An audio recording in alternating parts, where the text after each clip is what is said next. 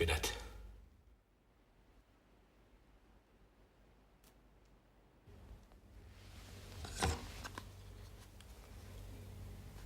Venäjä koventaa otetta. Helppoa vai mitä?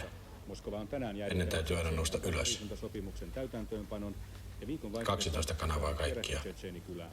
Ainakin 40 ihmisen ilmoitetaan saaneen surman. Siinä on väritkin. Oletko iloinen? Samalla Serbian granaatinheitin terrori Sarajevon siviilejä... Osavaako sulla vai? Milläs muulla? Maksut alkavat vasta keväällä. Kirjahyllykin on vielä maksamatta. Ja sohva. Kyllä niistä selvitään.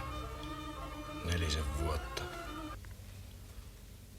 Sitten voidaan ostaa kirjojakin.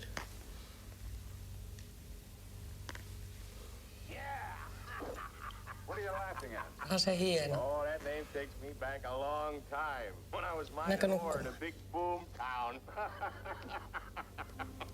Well, one night... Sopii.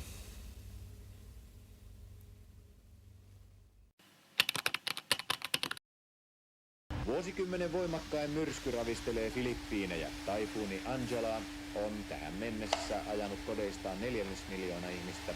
Kuolleita tai sateissa olevia on jo 80. Tuulen nopeus on kovimmillaan ollut 250 km.